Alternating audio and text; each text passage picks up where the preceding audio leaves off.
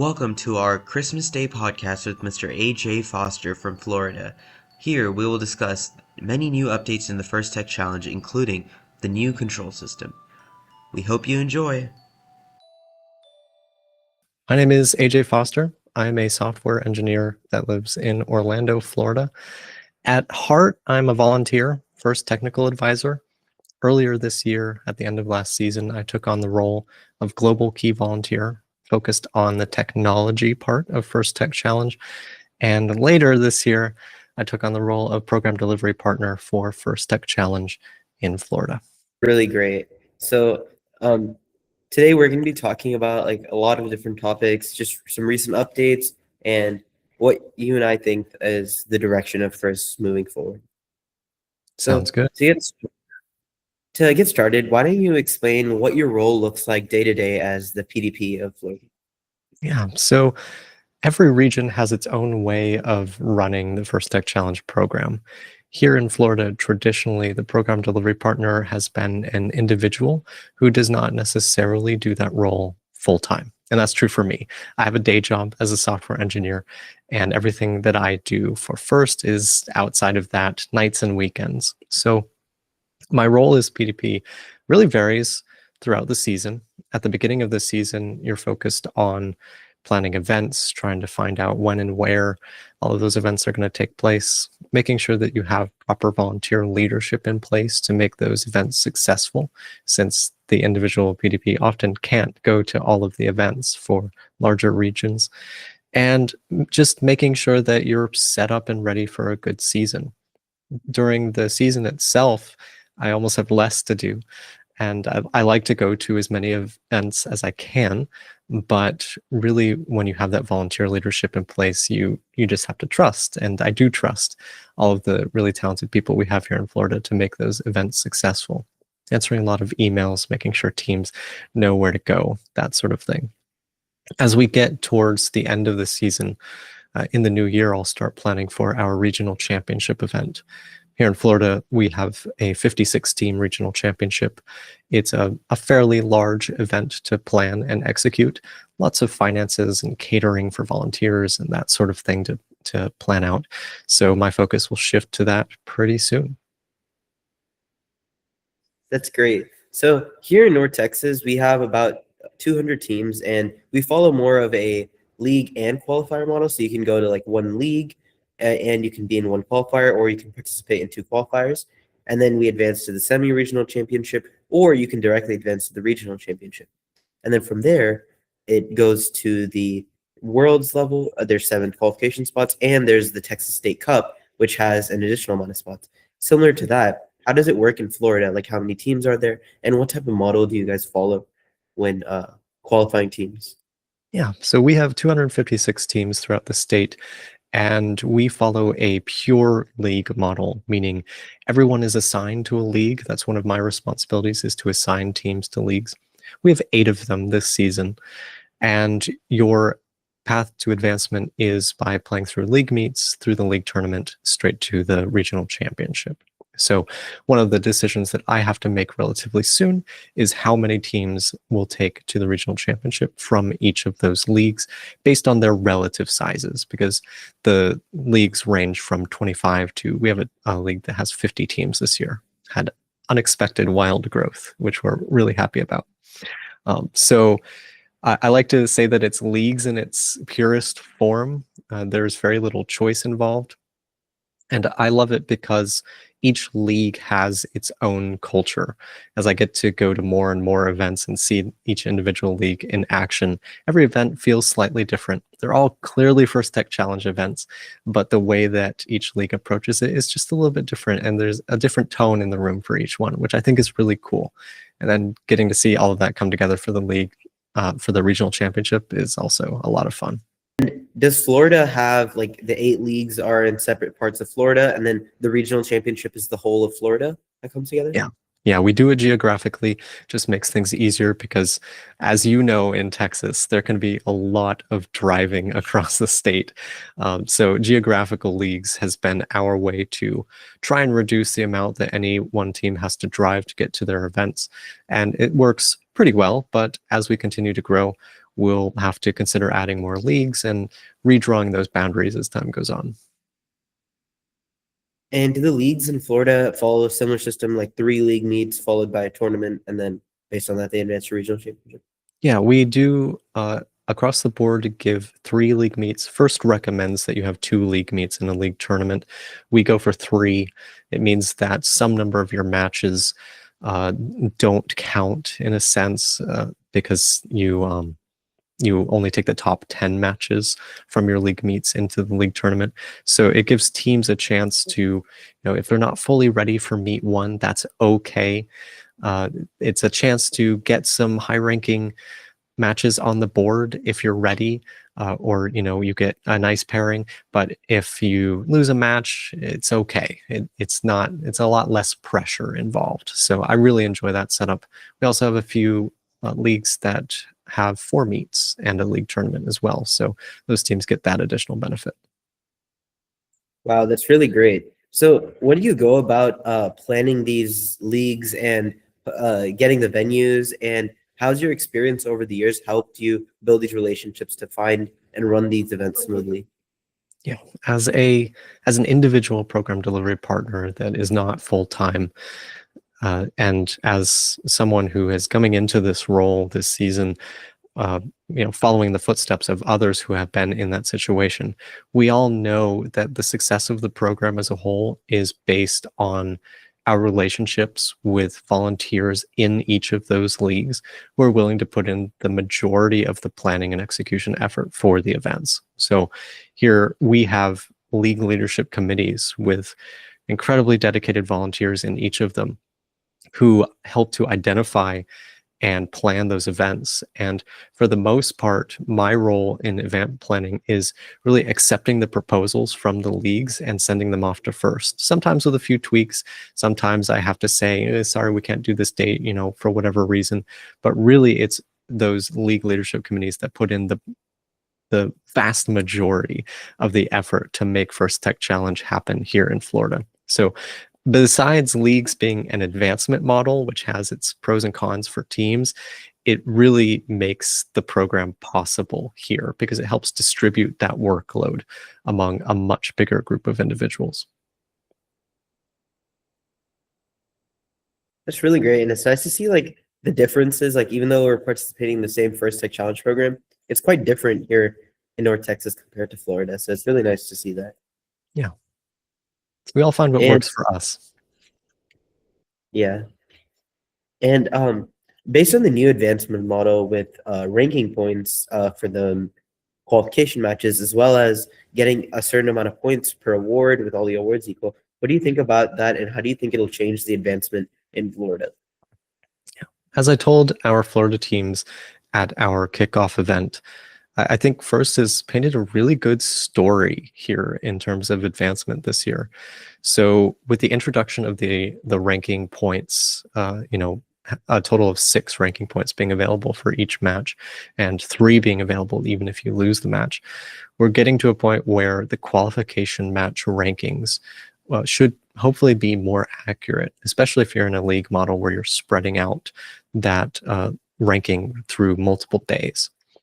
Add on to that the new advancement model that takes a more holistic approach and adds in both your robot game performance and judging performance into a single advancement score, rather than kind of going down the advancement list and having one robot game, one Inspire, going back and forth like that. Adding all of that together, and the fact that the FIRST Championship is bigger than ever, and we have more premier event slots than ever. This is everyone's best chance that they've ever had to advance to a new level of play. Maybe you were a team that focused on both the robot game and judging. You weren't necessarily the Inspire Award winner in the past or the robot game winner, and you were in a league that had only a few advancement slots, or a region that only had a few advancement slots. Well, now it feels like there's a new energy to some teams. The teams that can do it all pretty well, but weren't necessarily number one in each category, have a really good chance of advancing now. And I really love that FIRST made that change. I haven't seen it play out yet because we haven't had any of our league tournaments, but I'm really optimistic that it's going to have a positive effect on the culture and make a lot of teams really happy. That's really great. And this year, since there has been quite a big increase in the number of spots, I believe Florida has 5 spots now. In the past, how many spots has there been? And do you think that with the new amount of spots, it provides more opportunities? I am thrilled. So, you being from Texas, you understand the struggle of being a large region and having a few advancement slots. So, I am incredibly happy. Last year, we had 5 slots. This year, we have 9 going to the FIRST championship specifically, and an additional 13 for premier events. So, it's not quite, but it feels like double what we had last year, which is really great. I think it's given some teams a lot of energy. The teams that are consistently advancing to our regional championship, but haven't quite been able to make it past that to the FIRST championship or to a premier event, I think they have a really good chance this year. And I hope that gives them a lot of energy to do well. That's great. And with the growth in your region, I think you said that it grew quite a bit, up to 256 teams, I believe. So, how do you think teams should go about sustaining that growth as well as continue growing the region? It's a topic I think a lot about as a PDP because we do want to grow the program.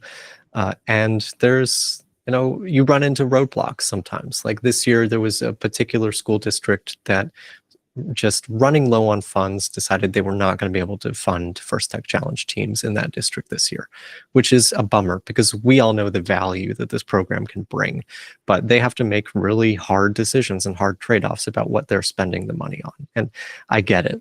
So when it comes to situations like that, when it comes to growing the program even further, it all comes down to the relationships that we build. We can have a great relationship with someone at a school district, or teams can have great relationships with their teachers or principals or people at their school district. But if those relationships are principally focused on a single individual, people get promotions, they find new jobs, they move on to other phases of life, and that can really risk how our program is able to be sustainable and grow. And when you're trying to find new places to start teams, it all comes down to the relationships that you build with the folks who might be coaches, the folks who might get funds for funding a team, and the folks who might be volunteers, because it's hard to run a new league, for example, if you have a lot of teams popping up, if you don't have a head referee to help make those tough calls and other people that are really crucial for making those events a success. So whether you're a volunteer, whether you're someone like a PDP or a league leader looking to grow into the future, or if you are a team looking to mentor others, it starts with the people always. That's my advice. That's really great. And do you think in Florida, most of the teams are like school-based, or are they community-based? Or how do most teams go about just competing? We have a lot of school-based teams. It's a bit different depending on which league you look at. Some areas of the state have more public school support for this type of program than others. So you get some variation. But we have some really strong community-based teams that have been around for quite a while and have done really well on the world stage. So I don't want to leave them out either. We definitely have a strong presence there too. That's nice. And it's good to have like a variety, because if, as you were saying before, like if a school shuts down their robotics program, at least you have like community teams and other teams that are just able to like be diverse and allow for FIRST to be more sustainable within the region.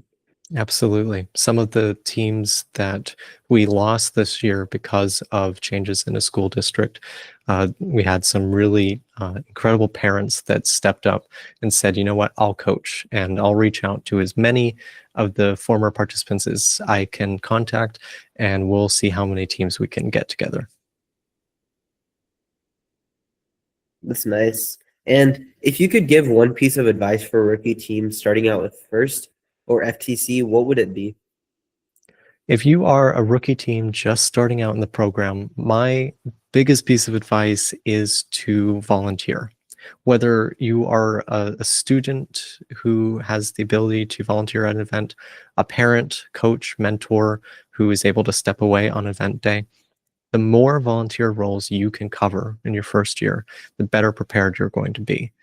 It's so powerful to be able to send a volunteer to your first event or an event that happens before your first event and have them act as an inspector and really understand what that process is, types of things you're checking for, and have that entire first part of event day be a no-brainer. Like you're good to go because you have the experience necessary to know exactly how to get through that process. That's really powerful. As you get towards the end of the season, at least here in Florida, because we have our league model, sending coaches, mentors, parents to other leagues to participate as judges, where you get to see a ton of really good judging presentations, scheduled interviews, structured interviews, and understand how that decision-making process is going to go. That's going to prepare you more than anything else to do well in judging as a team. So I called out inspector judging, but really any of the volunteer roles is going to give your team experience that's going to be really helpful for becoming a really high performing team.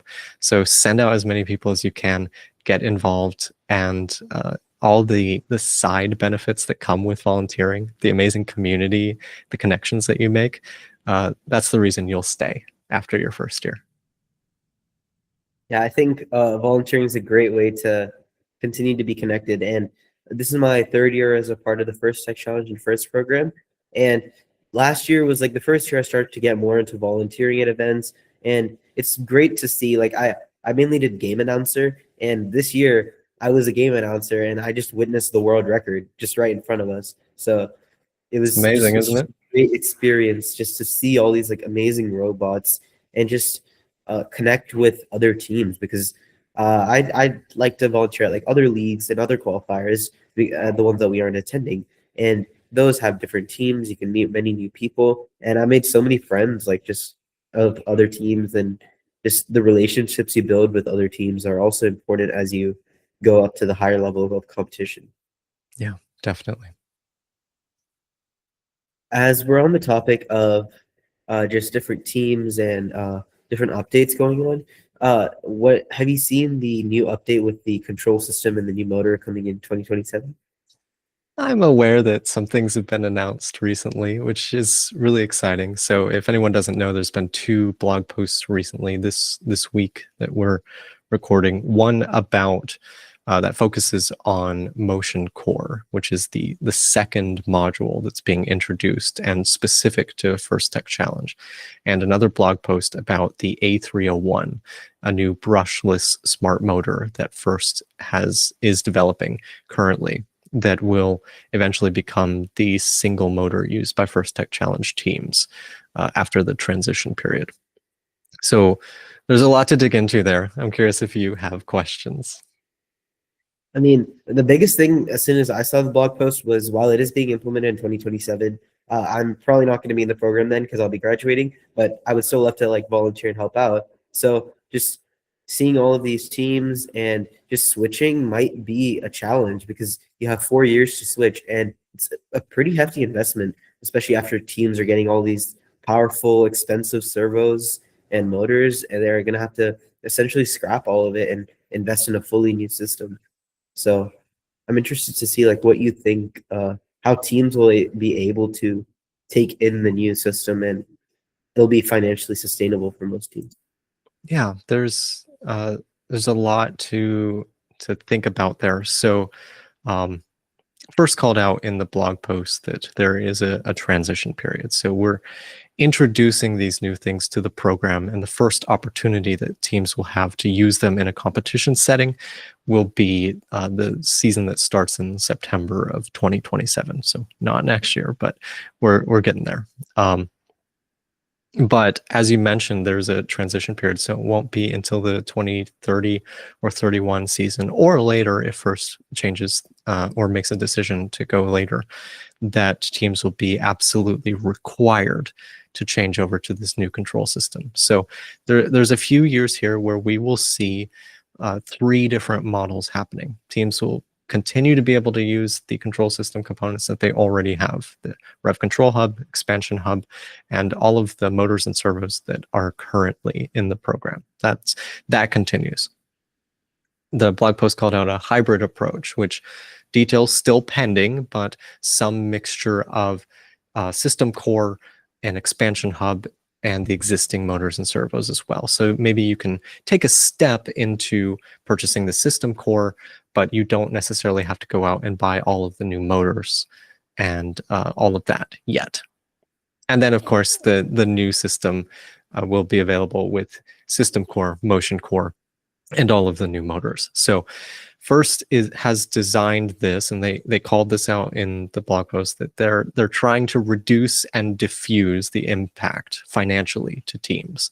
They're very aware of this and very aware that there's a difference between just announcing a new control system, go out and buy these 2 new modules, versus go out and buy all of the new motors and a new battery and all these sorts of things. They are aware, they're listening to feedback. I just wanted to throw that out there. Conversations that I've had with staff members, they're acutely aware of the trouble that teams can have with this sort of rollout, and they're doing what they can to help reduce that impact. And I think maybe the first few years, there's going to be a bit of a difference between the capabilities of the team with the new system core and motion core will be able to perform versus teams using the old control hub and expansion hub. But seeing that as the years progress, as teams fully switch over, I think that gap will be reduced. As you were saying, like the hybrid approach, I think that would definitely be a great way to ease the teams into getting the new system. Yeah, and there's a lot we don't know. I know we haven't had a chance to see as a community, a robot built with one system versus the other and how they really compare, or over time, what problems pop up with one system versus the other. The example I keep going back to is something that we really didn't realize, think about, or have plans for when we rolled out the Rev Control Hub and Expansion Hub all those years ago, was the problems that many teams are facing today with the XT30 connector. The XT30 was very clearly a better choice than the old Tamiya battery connectors, but we couldn't see the long-term impact that it might have with the pin compression and causing brownouts and that sort of thing. I don't think there are any problems like that with the new control system. I wouldn't know. And I don't think we can know until we see it in service for years at a time and start to discover what those things might be. So it's really hard to draw comparisons between the two because we don't have the experience yet. We don't know if one's going to be way overpowered versus the other, or if we've managed to balance those scales correctly. I'm excited to find out, and I know that as we learn more, FIRST will continue to adjust rules and make sure that there is still a level playing field for all teams. I think that's a really great like this summary of the new control system and just what implications it may have. And I think a great way that FIRST is also reducing the impact is also through the testing that they're doing. Like they're having teams test out the control system and just find any issues that they experience to report it back and get it fixed before teams are implementing the new system. And I'm unaware if they may have done that for the controller and expansion hub when they released that, because I wasn't a part of the program when it was rolled out. But I think it's just great to see that they're taking into account that there may be issues and just getting like some beta testers from other teams to just test it out, see what issues and how it can be fixed before it's officially rolled out. Yeah, they did because when Rev was creating the expansion hub to start with, and then later the control hub, introducing it to First Tech Challenge. I'm aware that there were earlier iterations of each hardware. In fact, what I have behind me is not just a $300 control hub that's just sitting there. It is broken, but it's actually an earlier revision of the control hub that I once I received a warning from someone at first, like, hey, you really shouldn't lend that out to teams to borrow because it may have issues that were corrected in later versions, but are not corrected in that. So there was a process there. And I know that first mentioned in the blog post that came out this week that they have made revisions to System Core based on feedback from the alpha testing from First Robotics competition teams. So that's really heartening to me because it means they're listening, and any issues that do come up, they're addressing them quickly and responding well to that situation.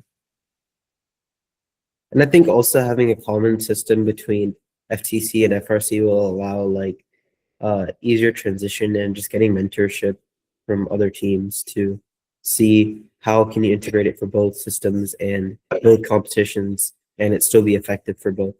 So it'll be a great transition, and just to see that both programs will be able to help each other out with the new system. Yeah, I'm really looking forward to that. So if there's nothing else to say about like the new system, I mean, there's definitely going to be more updates that come out, but yeah, I think that's a really great like introduction to like what we think about the new system core and motion core. Yeah, I'm excited to see it roll out. I've had the opportunity to see System Core running on an FRC robot this summer. Obviously, there are alpha testing teams that have done so, and it was really cool to see that it just dropped in and worked. So I'm really excited to see that happen for First Tech Challenge teams as well as we go through the next phase of testing. Yeah, that's great. And some of the final questions. Many students in FIRST are trying to figure out what their path is like after high school. So what advice would you give to help them like navigate that decision? Yeah, I remember being a student in FIRST and not really knowing. So the approach I took, I didn't realize this at the time. It wasn't planned. I'm not a mastermind, but I realized looking back that the approach that I took towards finding my place was a skills-based approach. So I understood at some point in my journey on a First Robotics competition team that programming was the side of it that I enjoyed spending time on the most. Building was great. I enjoyed that too. Running running cables and making everything work felt good, but programming seemed to have, scratch an itch that I didn't realize was there. So developing skills in coding through FIRST and through other things was a stepping stone for me to become a software engineer. I didn't know that I would end up being a software engineer at the time, but what I did start to understand through college, going through a major that was completely unrelated to programming at all, and just where I was spending my time outside of class and where I was learning and where it felt easiest for me to learn, was that was the path I was going to end up on. So as you are finishing up high school, as you're starting university, if that's what you choose to do, or going through trade school, or whatever it is that's your next step, think about what skills you are already practicing that could eventually lead to a career. It doesn't have to lead to a career right now. You don't have to be ready to go out and get a job right now. But if you find yourself spending time on something and enjoying it, that's a pretty good sign that maybe there's something there and you should take it further. Look for those types of skills and be prepared to abandon whatever plan you had originally. Like I mentioned, I had a major that was completely unrelated to programming. It helped prepare me for a lot of things in life, and I'm really glad that I have it.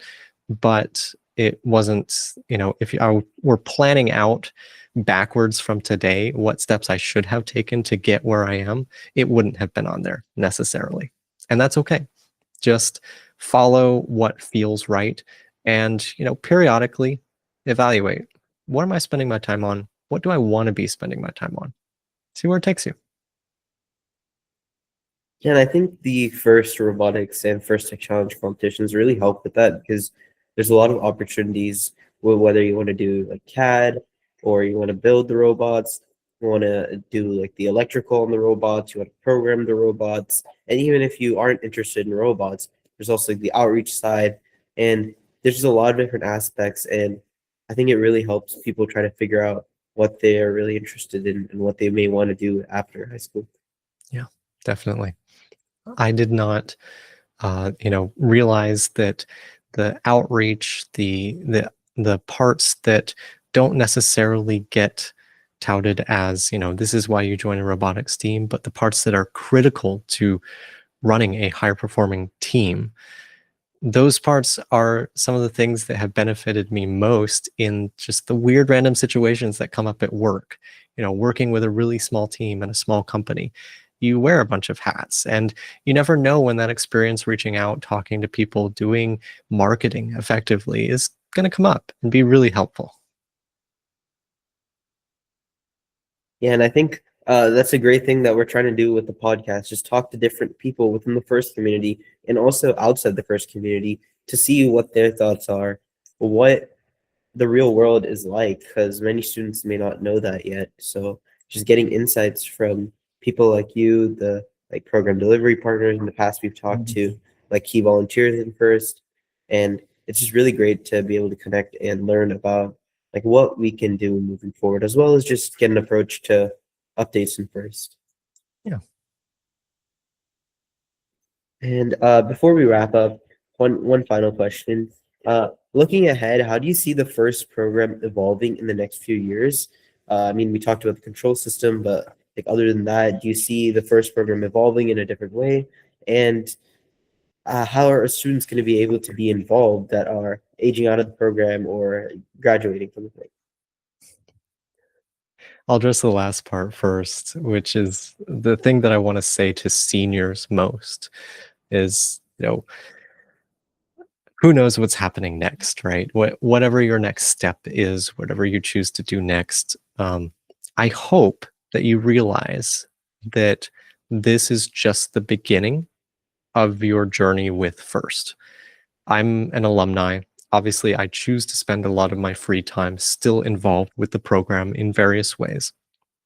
And I cannot stress enough that the connections I've made and the community I've built as a volunteer, it's getting to a point where it outpaces any of the individual experiences I've had as a student in the program, because it's just continued and grown for so many years since I've graduated. You have that opportunity in front of you as well. All you have to do is volunteer. It might be awkward at first. When I first started at university and started volunteering in a new area of the state with other volunteers I wasn't familiar with, it was awkward. But if you have the opportunity to do that, to become familiar, to recognize faces of the people who are coming back, first of all, those are the people who have self-selected into doing more work for a good cause. So those are good people to get to know. Like the volunteers that I meet when visiting events, they're the most dedicated people and the kindest people because they're willing to put in the effort to do all these things. That's cool. And you'll start to build that community. If you have the opportunity to be at an event and go out to dinner afterwards or whatever it is, keep connected to those people. It will open up career opportunities that you're not expecting, because everyone who is involved in volunteering at events comes from a huge breadth of different backgrounds, different industries, the works. And you'll eventually come across someone who works at the type of company you want to work for. So take advantage of that. So that's the volunteer piece, and what I encourage people to do. as they graduate. As far as the next few years in the program, nobody knows, right? We don't really know how this control system rollout is going to turn out. I think it's going to go great. I don't know how fast it's going to happen. Are we going to have a majority of teams adopting really quickly, or is it going to be a slower transition? There's no way to know ahead of time. So as far as the day-to-day and the competition day of the program, who knows? But what I do know is that the program continues to grow. There are so many opportunities for you as a team to do outreach to new teams in your area, because almost every area is growing. If you look at stats that are generally published by FIRST in the year-end reports, you can see the trend. And so with all growth comes growing pains. And I think that the leaders, the staff, the volunteers that are going to be most successful are the ones who recognize that we have to be flexible. In Florida, that means taking a look at a particular area of the state that had really incredible team growth in a somewhat unexpected way this year, and recognizing that we're going to have to move some leagues around. So teams are going to be competing with teams that they haven't seen before in future seasons. And that's okay. It might feel uncomfortable, but we just have to do it and recognize that with every change that we make, whether it's me making a decision about the boundaries between leagues or adding a new league, or FIRST making changes to the advancement model, we are all doing our best to try and create a foundation for a better program in the future. So try to shape that the best you can. Give feedback. Help me, help FIRST, help everyone involved understand where the pain points are so that we can address them and make the right choices as we're making those changes. Because we're all just doing our best. And however it turns out over the next few years, we're just trying to do our best to address the challenges that we face along the way. I think that's very well spoken, like just about all the changes that you foresee and just how to continue being involved in FIRST and maybe even help it grow even past your years in FIRST. So with that, do you have anything else that you want to say to people watching? Thank you for having me for a chat. My email is on the FIRST website. If you look for the partner emails in Florida, reach out to me with feedback, especially if you're in Florida. And that's all. Just do what we can to make a better program. Thank you so much. And it was really great having you on our podcast.